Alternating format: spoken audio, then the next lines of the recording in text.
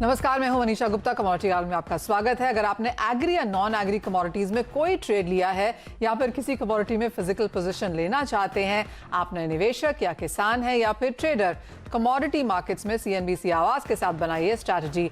आप हमें व्हाट्सएप कर सकते हैं। हमारा नंबर है 7045220000। आप हमें इस नंबर पर सवाल भेज सकते हैं। आपके सवालों पर हमारे एनालिस्ट आपको सटीक सलाह देंगे। आपका पसंदीदा शो कमोडिटी कॉल फेसबुक और ट्विटर पर भी लाइव है। आप हमें सोशल मीडिया प्लेटफॉर्म पर भी अपने सवाल भेज सकते हैं। चलिए शो की शुरुआत करते हैं और सबसे पहले नजर डालते हैं इस वक्त की हेडलाइंस पर।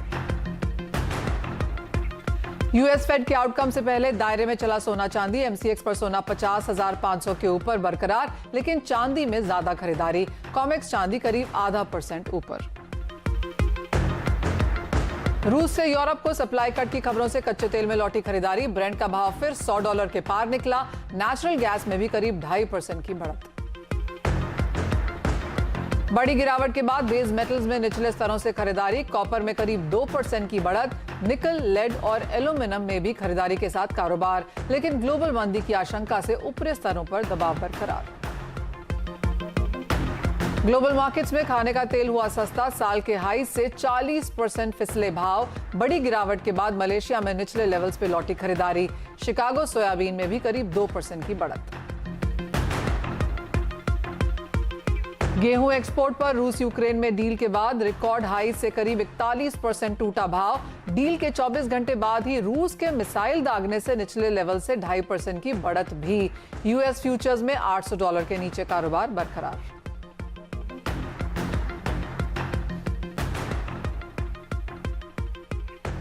हमारे साथ जुड़े हैं पृथ्वी फिनमार्ट के मनोज जैन और एसएसजे फाइनेंस के प्रियांक उपाध्याय। आप दोनों का कार्यक्रम में बहुत स्वागत है। प्रियांक, आपसे पहले जानना चाहेंगे, और अब तो बात सारी यहाँ पर यूएस फेड की मीटिंग को लेकर ही है, उससे पहले किस कमोडिटीज में करना चाहिए कारोबार? Good evening Manisha ji. आज हमारी पिक दोनों ही बुलियन कॉम्प्लेक्स से रहेगी। हमने देखा है कि गोल्ड एंड सिल्वर दोनों ही बीटन डाउन रहे हैं एंड और क्रूशियल लेवल्स पे है। अगर मैं इंटरनेशनल गोल्ड की बात करूं तो 1680 1670 एक स्ट्रॉन्ग सपोर्ट है। यहाँ से मुझे लगता है कि एक relief rally towards 1740 1750 play out हो सकती है आने वाले कुछ दिनों में। तो गोल्ड पे हमारी बाई की सलाह रहेगी। करेक्शंस पे 50,300 के आसपास बाई किया जा सकता है। 49,900 स्टॉप लॉस रहेगा और 50,900 51,000 के शॉर्ट टर्म टारगेट्स रहेंगे। वहीं सिल्वर में भी $18 के पास इंटरनेशनल मार्केट्स में एक स्ट्रॉन्ग सपोर्ट है और यहाँ से मुझे लगता है कि एक बाउंस बैक में 19.20 तक के लेवल्स स्पॉट सिल्वर आ सकता है। तो यहाँ से सिल्वर में भी करेक्शंस पे 54,000 के आसपास बाई किया जा सकता है। 52,900 का एक स्टॉप लॉस रहेगा एंड फिर से 56,000 56,500 के शॉर्ट टर्म टारगेट्स रहेंगे। ऑलराइट, तो ये तो सोने चांदी में खरीदारी की बात है। मनोज जी, एग्री कमोडिटीज में आपके क्या व्यूज हैं आज? नमस्कार मनीषा जी। आज एग्री में भी ओवरऑल जो है यहाँ पे मोमेंटम पॉजिटिव बनता हुआ दिखा है और काफी बड़ी मात्रा में शॉर्ट कवरिंग भी देखने को मिल रही है। तो आज यहाँ पे दोनों ही बाइंग की रणनीति रहेगी। पहली वार्षिक अगस्त वायदा में रहेगी। 5,220 के स्तर पर बाइंग करना चाहिए 5,350 तक के लक्ष्य के लिए, और एक स्टॉप लॉस यहाँ पे 5,140 का लगाए। वहीं हमने आइस कॉटन फ्यूचर में भी लोअर लेवल से अच्छी बढ़त आते हुए देखी है, जिसके चलते भारतीय बाजारों में भी फिर एक बार यहाँ पे कॉटन की कीमतों में बढ़त है। अगस्त वायदा में 43,500 के स्तर पर बाइंग करके चलना चाहिए। 43,150 का एक स्टॉप लॉस लगाएं। लक्ष्य ऊपर में 44,200 तक का रख सकते हैं। ऑलराइट, तो वो यहाँ पर कमोडिटीज हैं जहाँ पर आपको एग्री में भी देखना चाहिए, और गुआरसी तो आपकी स्क्रीन पर करीब 2.5% की तेजी दिखा भी रहा है। लेकिन बात हम यहाँ पर अब गेहूं की करेंगे। यूएस में हमने देखा है कि सबसे ज्यादा जो इम्पैक्ट हमने आता हुआ देखा है वो क्लियरली 27 जुलाई को जो ब्याज दरों पर फेड का फैसला है वहां से बनता हुआ नजर आएगा। एज ऑफ नाउ ट्रेडर्स को लगता है कि 75 बेसिस पॉइंट्स ब्याज दरें यहां पर बनने का अनुमान है। पिछले हफ्ते यहां पर करीबन 1% तक दरें बढ़ने की उम्मीद भी थी, लेकिन अब हमने वो थोड़ा सा यहां पर चेंज होता हुआ देखा है। क्लियरली महंगाई को काबू के फ्रंट पर यहां पर काफी कुछ बनता हुआ नजर आया है और उसके ऊपर बाजार की सबसे ज्यादा नजर रहेगी भी। इंटरनेशनल मार्केट्स में भी काफी सारे क्यूज हमने यहीं से आते हुए देखे हैं। एक तरफ तो जो स्पेक्युलेटिव ट्रेड्स हैं वो काफी हद तक एग्री या नॉन एग्री कमोडिटीज में हमने छटते हुए देखे हैं, लेकिन गेहूं में यहाँ पर ब्लैक सी से जो गेहूं निर्यात शुरू करने पर यूएस यूक्रेन में हुए समझौते की बात है, वहां से हमने एक नीजक रिएक्शन यानी कि एक बड़ा सेल ऑफ गेहूं में आता हुआ देखा भी था। लेकिन उसके बाद ही इमीडिएटली हमने यहाँ पर मिसाइल भी दागते हुए देखा, तो उसकी वजह से थोड़ा सा निचले स्तरों से यहाँ पर बाइंग भी देखने को मिली। लेकिन ओवरऑल अगर हम प्राइसेस देखें तो अब भी यूएस फ्यूचर्स जो हैं वो गेहूं के जो भाव हैं वो रिकॉर्ड हाई से करीब करीब 41% तक टूट चुके हैं। भारत में जो उत्पादन है वो कम रहने की उम्मीद है। अगर आप यूएसडीए की रिपोर्ट देखें तो गेहूं उत्पादन इस बार गिरने का अनुमान है। 100 मिलियन टन के भी नीचे यहाँ पर रहने का इस वक्त यहाँ पर बात की जा रही है।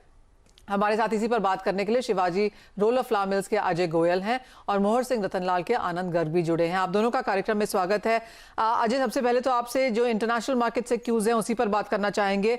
अंतर्राष्ट्रीय बाजारों में जिस तरह ये डील हुई है उसके ऊपर बाजार में स्केप्टिसिज्म तो शुरू से ही था, लेकिन आप क्या रीच आउट कर रहे हैं? आपको क्या लगता है कि किस तरह से ये डील एज ऑफ नाउ हम इम्प्लीमेंट या एग्जीक्यूट होता हुआ देखेंगे?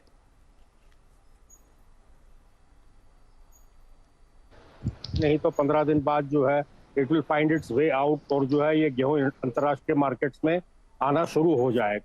तो जो एक बिल्कुल अनसर्टेनिटी का माहौल था कि बिना यूक्रेन के कैसे जो है दुनिया भर का काम चलेगा, अब वो uncertainty out of the way है, मैटर ऑफ टाइम है। इसलिए मुझे लगता नहीं है कोई जो है ऐसा भी फियर साइकोसिस है कि सप्लाई लाइन कट हो चुकी है और अभी सप्लाई रिज्यूम हो जाएगी धीरे धीरे। तो लेकिन हिंदुस्तान में जो है बाजार उसके उल्टा चल रहा है क्योंकि यहाँ पर क्रॉप कम। और किस तरह की क्रॉप एस्टिमेट्स आप फिलहाल देख रहे हैं अजय? बिकॉज हमने एक कांस्टेंट डाउनवर्ड रिवीजन यहाँ पर इंडस्ट्री की तरफ से और अब तो सरकार की तरफ से भी आता हुआ देखा है। ये देखिए अराउंड 90 मिलियन टन का जो है अभी एस्टिमेट लगा रहे हैं लोग, क्योंकि आज की तारीख में एट ओरिजिन जैसे कि एमपी है, यूपी है, वहीं पर भाव जो है 24-25 रुपए किलो के हो चुके हैं। और यही भाव जो है आप समझ लीजिए जब एक्सपोर्ट पीक पे था तो ये पीक था। अब वो पीक वापस अचीव हो चुका है क्योंकि लोकल सप्लाई लाइंस है नहीं, लोकल में जो है कोई खास सेलिंग आ नहीं रही है। एंड जैसे मैंने आपको पहले कहा था कि अगर डिमांड निकलती है आफ्टर मॉनसून, अब डिमांड का सीजन भी यहाँ पर शुरू हो चुका है। तो अभी जो है एकदम बाजार जो है जूम अप कर रहा है और सप्लाई मैचअप नहीं कर पा रही local market. Absolutely. Anand ji, आपको क्या लगता है किस तरह की फसल की उम्मीद फिलहाल की जा सकती है? क्योंकि हमने 110 से 100 और 99 और अब जैसे अजय जी ने कहा कि 90 मिलियन टन की शायद फसल देखने को मिलेगी। मेरे को भी बाजार तेजी लगता है क्योंकि गवर्नमेंट भी पीडीएस में गेहूं 4-5 स्टेट में वो मांग रहे हैं, उनने डिमांड करी है, लेकिन पुरानी नीति के हिसाब से वो उतना गेहूं की सप्लाई नहीं कर रही है सरकार। तो जैसे यूपी है, महाराष्ट्र है और ये एमपी है, गुजरात है, यहाँ पे सरकार ने गेहूं पीडीएस में वो जो पहले देते थे उस हिसाब से नहीं दे रही है। तो उस वजह से मार्केट तेजी रहेगा। मार्केट में माल की सप्लाई कम है और मार्केट में माल कम आ रहा है। और ओवरऑल मंडियों में भी माल जो पुराने रेट थे वो मंडियों में भी वो पुराने रेट आ गए हैं। जो भी गेहूं मंडियों में आ रहा है वो भी अब 23 रुपए किलो के हिसाब से बिक रहा है। तो इस वजह से मार्केट तेजी रहेगी और मार्केट में ये ब्याज की दरों से भी दर से भी मार्केट ऊपर ही रहेगी। आनंद जी, बातें तो ये भी चलती हुई नजर आई हैं कि शायद 90 मिलियन टन के नीचे भी यहाँ पर फाइनल फिगर आते आते हम लेवल्स देखेंगे। आपको लगता है कि उतना बेरिश यहाँ पर फसल रह सकती है? अभी तो सोइंग चालू है। अभी तो सोइंग का भी पिछले साल जितना सोइंग तो नहीं हुआ। अभी पिछले साल से भी इस साल अभी 2 लाख हेक्टेयर कम है, लेकिन सोइंग तो चालू है। बारिश भी 3-4 स्टेट, ये जो नॉर्थन इंडिया की स्टेट है, यूपी है और पंजाब है, हरियाणा है, इनमें यहाँ बारिश कम हुई है। उसके हिसाब से सोइंग अभी चालू है। देखो सोइंग के ऊपर ही डिपेंड करता है कितना सोइंग होता है, एस्टिमेट उसी हिसाब से एस्टिमेट लगेगा। अजय जी, जैसे बात भी हो रही है कि मुनाफा वसूली एक बार जोरदार देखने को मिली थी जब भारत ने यहाँ पर एक्सपोर्ट रोके थे, लेकिन उसके बाद भाव कंसोलिडेट भी हुए, अब तो बढ़ते हुए भी नजर आए हैं। अंतर्राष्ट्रीय बाजारों में जरूर गिरावट है, लेकिन भारतीय बाजारों में गेहूं के भावों में बढ़त है। लोज से भारतीय बाजारों में कितनी बढ़त हमने यहाँ पर फिलहाल आते हुए देखी है? और आप कहेंगे कि जिस तरह से जैसे आपने कहा कि जो अंतर्राष्ट्रीय बाजारों में फसल है वो आनी शुरू हो जाएगी, तो भारतीय बाजारों की जो मांग है वो इन एनी केस भी कम रहेगी। देखिए एक्सपोर्ट की तो अभी कोई खास मांग है ही नहीं, और आप ये समझ लीजिए ये साल जो है अगर आप जनवरी फरवरी से पकड़े तो 2100-2200 से शुरू हुआ था, वो बढ़ के जो है 2300-2400 हो गया था, वापस 2000 हो गया था, अब वापस 2400, 2450, 2500 रुपया जैसे कि हम कहते हैं ट्रक कट बिल्टी कट के जो है भाव हो गए हैं एमपी में। और देखने वाली बात यह है कि इस साल यूपी खुद जो है शॉर्टफॉल महसूस कर रहा है और यूपी एमपी से गेहूं खरीद रहा है, तो इसका मतलब अब बचा केवल एमपी। अब एमपी कितने महीने साथ दे पाएगा वो देखने वाली बात। तो क्या उम्मीद है, क्योंकि वापस तो हम यहाँ पर प्राइसेस में आ चुके हैं, अगर सरकार अपनी नीति चेंज नहीं करती है तो भी कोई बहुत फर्क पड़ने वाला नहीं है, कैसे देखते हैं आप फिर बचा हुआ 2022 का साल अजय जी? देखिए बड़ा मुश्किल साल रहने वाला है, सारे बाजारों ने भाप लिया है कि सरकार के पास इस साल जो है ओएमएस में देने के लिए कोई गेहूं है नहीं, और जो भी मतलब जो है सारा बाजार के भरोसे बैठा है, और बाजार में इस साल गेहूं कम है, डेफिनेटली कम है। इसमें कोई जो है, क्योंकि देखिए आप देखिए 2-3 रुपए किलो की बढ़त हो गई, लेकिन अभी भी कोई जो है सेलिंग आ नहीं रही है। मतलब अगर माल होता तो हर आदमी जो है इस भाव में वापस मुनाफा या कुछ ना कुछ जो है सेल आउट करता, लेकिन अभी भी सेलर्स खामोश है। इसका मतलब हर एक के पास लिमिटेड स्टॉक है और पूरे जो है 8 महीने और निकालने हैं। अब ये साल मुश्किल बड़ा लग रहा है। यानी कि सरकार जो यहाँ पर स्टेप्स ले चुकी थी वो सारे ही लेती हुई नजर आई है। फ्लावर एक्सपोर्ट्स पे भी यहाँ पर हमने प्रतिबंध लगते हुए देखे हैं, उसके बावजूद भी यहाँ पर गेहूं के भावों में कोई गिरावट बहुत देखने को मिली हो वो सीन नहीं है। आनंद जी, आपको कैसा लगता है ये बाकी का साल, और आपको लगता है कि सरकार यहाँ पर कुछ कर सकती है, और किस तरह की बढ़त भावों में आप बनता हुआ देखते हैं अब इस बाकी साल के लिए?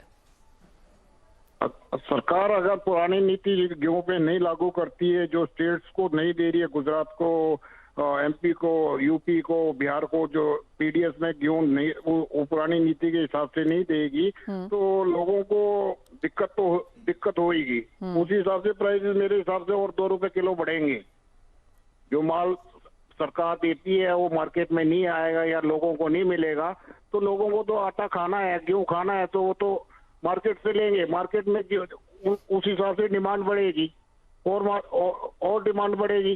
सरकार तो ने तो इस बार अपना सोचा हुआ है कि हम तो पीडीएस में, क्योंकि सरकार को पहले ही माल आधी क्वांटिटी में इस साल मिला है, करीब 188 लाख टन के करीब सरकार को माल मिला है। हाँ जी। जो पिछले साल 433 लाख टन माल लिया था सरकार ने, वो सरकार को यहाँ पे माल मिला है। उनके पूल में पहले ही शॉर्टेज है, तो उस हिसाब से सरकार मेरा इस बात में को सोचना पड़ेगा, देखना पड़ेगा कि कैसे पूर्ति होगी। अजय जी, एक फाइनल सवाल, आपको भी लगता है कि 2-3 रुपया यहाँ से बढ़ सकता है इस साल के लिए, और क्या सरकार की कोई भी नीति में चेंजेस यहाँ पर आने की उम्मीद है? देखिए कोई मतलब जो है सरकार क्या करेगी मुझे समझ में नहीं आ रहा, क्योंकि उनके पास ओएमएसएस के लिए तो गेहूं है नहीं, एंड यहाँ पर 2-3 रुपए बढ़ना कोई जो है बड़ी बात नहीं है, और सारा बाजार जो है प्रिपेयर्ड है, क्योंकि ऊंचे भावों पे ही खरीदना पड़ेगा। और जैसे टेक्निकल एनालिस्ट ने पहले कहा था कि हो सकता है जो है कांडला 28-29 भी हो जाए, उस तरह का जो है लेवल अक्टूबर नवंबर तक आता हुआ नजर आ।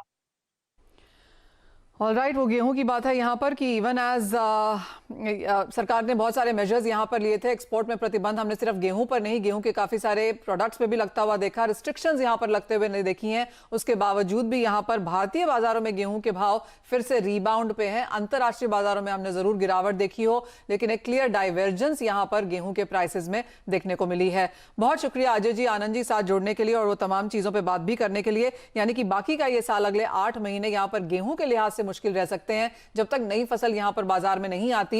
जो अभी की सप्लाईज हैं उनसे काम चलाना होगा, जो कि बहुत ज्यादा शायद पर्याप्त ना हो। अब हम जोड़ेंगे अपने दर्शकों को अपने साथ, और सबसे पहले हमारे साथ अहमदाबाद से जय पटेल फोन लाइन पर मौजूद है। नमस्कार जय, आपका क्या सवाल है? नमस्कार मैम, मैंने 629 पे मैंने 10 लॉट लिए थे मैडम, कल शॉर्ट किए थे मतलब, तो ये एक्सपायरी तक की बुल मूवमेंट है मैडम। आज जो मैडम ये बुल मूवमेंट आया है, तो ये एक्सपायरी तक का होगा या फिर यूएस फेड का madam? We have to wait for the US Fed meeting. 629 में आपने बेचे है कॉपर? हाँ मैडम। ओके, प्रियांक क्या राय है? कॉपर में यहाँ पर बिकवाली करी है और जिस तरह का रिबाउंड आज हमने आता हुआ देखा है, करीबन 2 से 2.5% की तेजी देखने को मिली है। ज्यादातर बाजार का क्लियरली यही मानना होगा कि यूएस फेड की मीटिंग आते आते कुछ मुनाफा वसूली आएगी, डॉलर में स्ट्रेंथ आएगी। 75 बेसिस पॉइंट बाजार फैक्टर इन कर चुका है, शायद इसीलिए ये खरीदारी भी है। लेकिन जय के लिए क्या स्ट्रैटेजी बनाएंगे आप? देखिए बेस मेटल्स में हमने देखा था कि कॉपर एक 600 के लेवल से आसपास एक जो रिबाउंड दिखा है, हमने अभी 640 प्लस हम ट्रेड कर रहे हैं। मेरे हिसाब से इमीडिएट जो हर्डल है अपसाइड में पोटेंशियल मुझे लगता है कि 650 655 जोन्स, वहां से फिर से मार्केट में एक रेजिस्टेंस आएगा। वो 20 पीरियड मूविंग एवरेज भी है ऑन द डेली चार्ट्स, अगर टेक्निकली में बात करूं तो एक 650 655 जोन्स तक अगर ये रिबाउंड एक्सटेंड होता है तो वो वहां पे एक लिड रहेगा। वहां से फिर से हम एक्सपेक्ट कर सकते हैं कि एक बार 620 615 रेंजेस आ सकते हैं। तो यहाँ से अपसाइड मुझे कॉपर में लिमिटेड दिखती है। तो उनके जो शॉर्ट पोजीशंस है तो एक 655 के ऊपर का एक स्टॉप लॉस मेंटेन करना चाहिए। ऑलराइट, जय, वो आपके लिए स्ट्रैटेजी है। यहाँ से 10 रुपए ऊपर कॉपर जा सकता है, लेकिन जैसे कहा गया कि नीचे में 25-30 रुपए तक वापस भी आ सकता है, तो वो लेवल्स आपको वॉच करने होंगे। आगे बढ़ते हैं और यूपी से कुशाग्र हमारे साथ फोन लाइन पर है। नमस्कार कुशाग्र, आपका सवाल क्या है? जी जी मैडम, मेंथा में ऑयल में क्या करना चाहिए, ये राय पूछना चाहते हैं। बाय करना चाहिए सेल? आपने कोई पोजीशन फिलहाल ली हुई है क्या? अब ली हुई तो है, मगर अब आगे क्या करना चाहिए मैडम? आपने खरीदा है कि बेचा है? जी हमने तो सेल करा था मैडम। ऑलराइट, तो बेच के काम किया है मेंथा में। मनोज जी क्या राय देंगे, क्योंकि हमने देखा है कि 1000 के आसपास आके ये हमेशा अटक जाता है। बिल्कुल एक बेहद ही दायरे में कमोडिटी ट्रेड कर रही है मनीषा जी। हम देख रहे हैं कि 1000 के आसपास यहाँ पे सपोर्ट्स रहते हैं। वहीं ऊपरी लेवल्स पर 1035 1038 ये कभी स्ट्रॉन्ग रेजिस्टेंस बना हुआ है। तो ये इन द मनी है, इनको कॉस्ट का एक स्टॉप लॉस यहाँ पे मेंटेन करना चाहिए। कहीं भी अगर 1010 के आसपास कीमतें मिले तो एक बार शॉर्ट की पोजीशन में मुनाफा वसूली की रणनीति रखें। ऑलराइट, अगर 110 नजर आता है तो आपको मुनाफा कुशाग्र घर लेके जाना चाहिए। कुछ और मुनाफा वसूली या बिकवाली की एक्सपेक्टेशन फिलहाल यहाँ पर मेंथा तेल के हिसाब से। आगे बढ़ेंगे और हमारे साथ अब दिल्ली से सुरजीत जायसवाल फोन लाइन पर मौजूद है। नमस्कार सुरजीत जी, आपका सवाल क्या है? नमस्कार मैम जी मैम, 4 लॉट जिंक बाय किए हैं 272 पे, क्या करना चाहिए? 272 पे जिंक में यहाँ पर खरीदारी है। प्रियांक क्या राय है, क्योंकि मेटल्स के लिए आज थोड़ा सा बेहतरीन दिन था और जिंक के लिए तो यहाँ पर फंडामेंटल्स भी अच्छे खासे हैं, क्योंकि जिस तरह से एलएमई इन्वेंट्रीज में गिरावट है उसका फायदा बाजार एक्सपेक्ट कर रहा आएगा। लेकिन यूएस फेड की मीटिंग से पहले अगले 2 दिन क्या एक्सपेक्टेशन है? देखिए डेफिनेटली जिंक अगर मैं बेस मेटल कॉम्प्लेक्स में देखूं तो वो एक आउट परफॉर्मर है।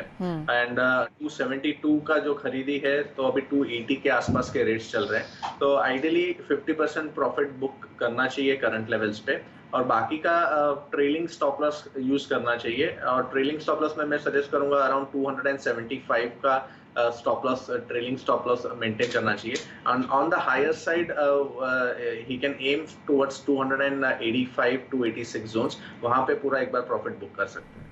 ऑलराइट सुरजीत जी, आप इन द मनी है, यहाँ से और भी मुनाफा कमा के ले जा सकते हैं। तो अच्छी पोजीशंस पे आपने खरीदारी की है। जिंक जैसे प्रियांक ने कहा भी एक आउट परफॉर्मर है, फंडामेंटल्स बेहतरीन है, तो उसका फायदा आगे भी मिल सकता है। लेकिन इसी के साथ शो समेटने का भी समय है। प्रियांक, मनोज जी, बहुत शुक्रिया साथ देने के लिए। मुझे भी दीजिए इजाजत, आप बने रहिए CNBC आवाज पर।